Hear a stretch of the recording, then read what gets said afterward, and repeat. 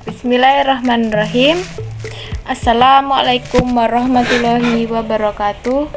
Perkenalkan, nama saya Erin Sintiawati, NPM 201081003, dosen pengampu Bapak Tri Andri Setiawan MPD, selaku dosen mata kuliah Botani Tumbuhan Tinggi. Di sini saya akan menjelaskan tentang tumbuhan berbiji atau spermatopita, yaitu yang pertama, satu, pengertian tumbuhan berbiji atau spermatopita. Tumbuhan berbiji atau spermatopita merupakan kelompok tumbuhan yang mempunyai ciri khas biji sebagai bagian yang berasal dari bakal biji. Di dalamnya terkandung calon individu baru. Jenis tumbuhan ini juga termasuk ke dalam heterospora karena membentuk struktur megasporagiae dan mikrosporagiae yang berkumpul pada suatu sumbu pendek. Namun pada tumbuhan berbiji, megasporae tidak dilepaskan tapi dipertahankan. Dan yang selanjutnya, ciri-ciri tumbuhan berbiji atau spermatopita. Yang berikut adalah ciri-ciri tumbuhan berbiji yang dikutip dari buku Pewaris Sifat pada Tumbuhan karya Eko Susilowati dan Wagiono Sunarto pada tahun 2008. Yang pertama, bentuk sporofit tumbuhan berbiji mempunyai akar, batang, daun, dan akar. Dan yang kedua, mempunyai pembuluh akut baik xilem maupun floem pada bagian akar, daun, batang, maupun bunga. Dan yang ketiga, spermatopita mempunyai alat perkembangbiak generatif maupun silobilus, strobilus, atau bunga. Dan yang selanjutnya, ciri-ciri tumbuhan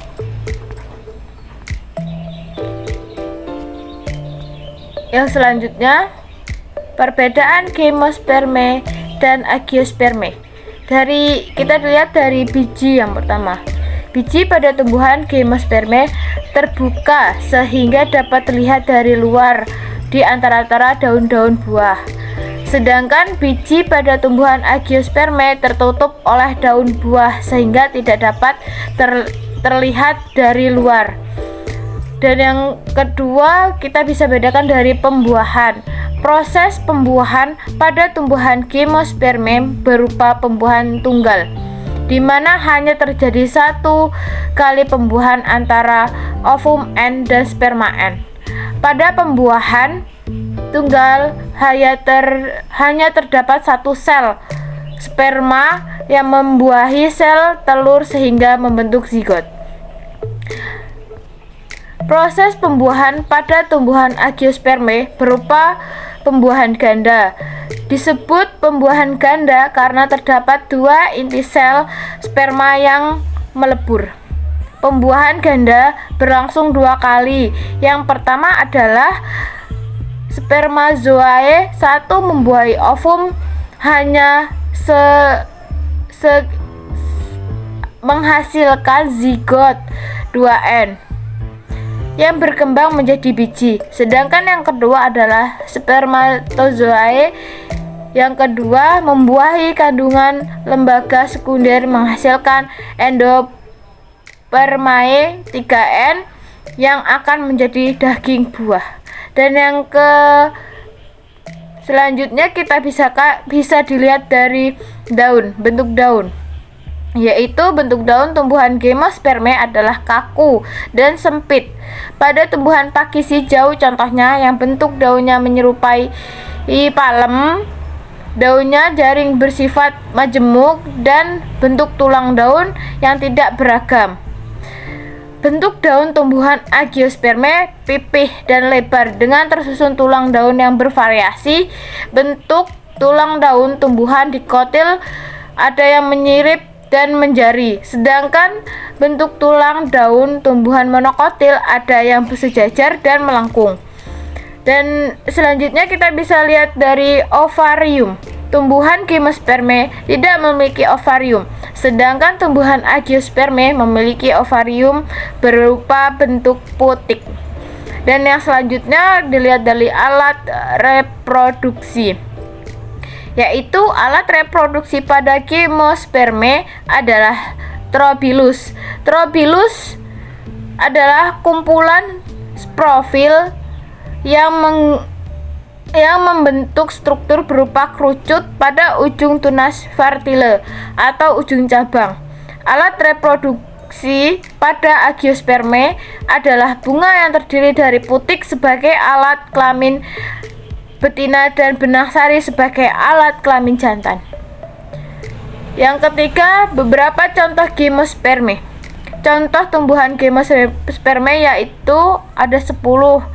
Yang pertama melinjo, yang kedua ginkgo biloba, yang ketiga pakis hijau, yang keempat damar, yang kelima camar biru colorado, dan yang keenam melinjo, dan yang ketujuh pohon pinus, dan yang ke-8 penawar jambe, yang ke-9 bonsai, dan yang ke-10 terakhir pinus parapa.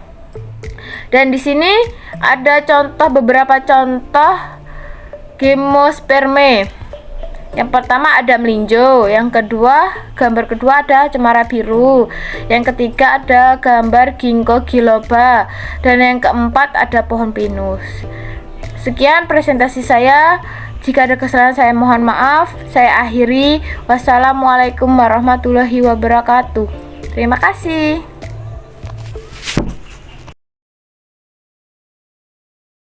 Dalam sejarah masuknya ilmu kalam terdapat dua aliran pokok, yaitu aliran rasional dan aliran tradisional.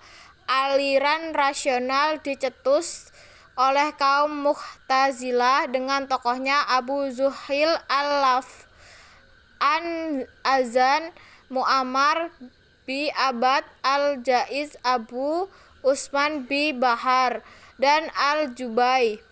Tokoh-tokoh Mu'tazilah ini telah mempelajari dan memanfaatkan filsafat untuk menangkis argumen-argumen filosof yang dikemukakan oleh lawan mereka.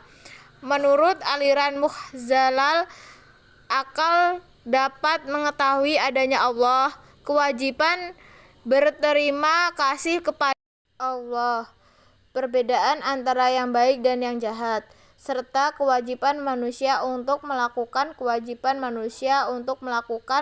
kebaikan dan menjauhi kejelekan.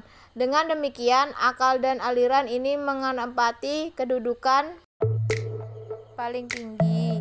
Sebagian lagi berpendapat bahwa tumbuhan aliran ilmu kalam dipengaruhi oleh beberapa faktor, diantaranya faktor dari Al-Quran dan pemahaman terhadap isi Al-Quran dari umat Islam sendiri dan kebudayaan asing serta agama-agama lain Islam. Beberapa faktor tersebut dapat diklasifikasikan menjadi dua bagian, yaitu yang pertama faktor internal. Yang A, perbedaan memahami ayat Al-Quran. Pemahaman terhadap Al-Quran menimbulkan banyak pendapat yang berbeda yang senantiasa mengajak untuk berpikir terus. Tentukan pikiran itulah yang menyebabkan umat Islam pada saat itu menentukan sesuatu dengan pikirannya tanpa mengembalikan hasil pemikirannya pada Al-Quran, sehingga menimbulkan perpecahan di antara umat Islam. Keberadaan dalam memahami Al-Quran di antara para pemimpin mengakibatkan mereka bersintibat atau mengambil keputusan dengan pemahaman-pemahaman masing-masing. Sementara di dalam Al-Quran banyak terdapat ayat-ayat mustasyabih atau ayat-ayat yang masih membutuhkan penafsiran. Yang B, penyerapan hadis yang berbeda. Dalam menerima hadis atau berita, para sahabat menerimanya dari aspek matan. Ada yang disebut hadis riwayah dan asli dari Rasulullah. Diredaksinya disusun oleh para sahabat. Dan apabila yang dipengaruhi oleh Israiliyah, yaitu hadis yang disusun oleh orang-orang Yahudi dengan tujuan mengacaukan Islam. Yang B, persoalan politik. Masalah-masalah politik dan perselisihan dapat di antara sesama muslim mengakibatkan munculnya banyak aliran. Puncak perselisih utama terjadi pada peristiwa terbunuhnya Utsman bin Affan. Sejak peristiwa itu, umat Islam mulai berani mendapatkan tentang soal-soal agama Islam, membuat pendapat dan mengemukakan alasan yang dibuat demi mempertahankan pendapatnya.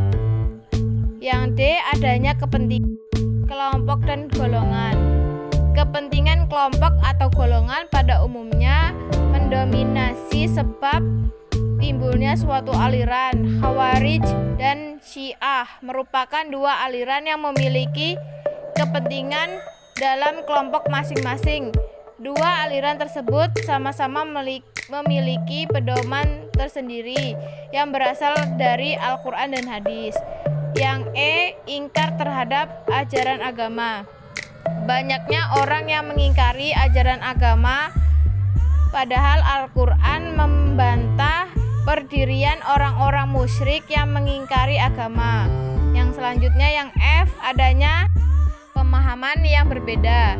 Perbedaan ini terdapat dalam memahami ayat Al-Quran, sehingga menimbulkan perbedaan.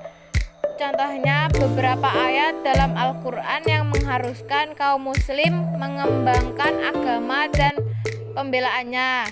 Kita tidak boleh hanya memeluk agama Islam dan mengimani segala aturan tanpa berusaha mengajarkan apa yang dapat dilakukan untuk mengembangkan agama dan hukumnya di dalam jiwa manusia. Yang G, hidup mewah. Kemenangan yang diperoleh umat Islam dalam peperangan dan kemewahan hidup menyebabkan mereka merasa bebas menentukan dan membahas masalah-masalah agama secara filosofis dan tidak membatasi daripada hal-hal yang bersifat lahiriah. Di antara pembahasan yang sering dibahas adalah akidah. Yang selanjutnya, satu, faktor eksternal. Yang A, pengaruh dari luar agama Islam. Sebelum kota Mekah ditaklukkan, masyarakat sudah memiliki agama sendiri dan terbiasa melaksanakan aturan agamanya. Setelah mereka aman dan bebas dari kekangan umat Islam, mereka mulai mengkaji ulang akidah agama-agama mereka yang dulu mengembangkannya dalam akidah Islam. Mereka memasukkan ajaran akidah mereka ke dalam ajaran agama Islam. Selanjutnya, yang B, kelompok Islam yang ingin membela Islam. Aliran Mu'tazilah berpendapat bahwa mereka tidak dapat menunaikan kewajiban sebagai mestinya, melainkan dengan cara mengetahui dan memahami akidah yang dianut oleh pihak lawan dengan alasan agar mereka dapat menyusun jawaban dalam debat tentang akidah dengan pihak lawan. Yang C, pengaruh filsafat Yunani. Umat Islam bertemu lawan-lawan yang menggunakan filsafat yang berkaidah.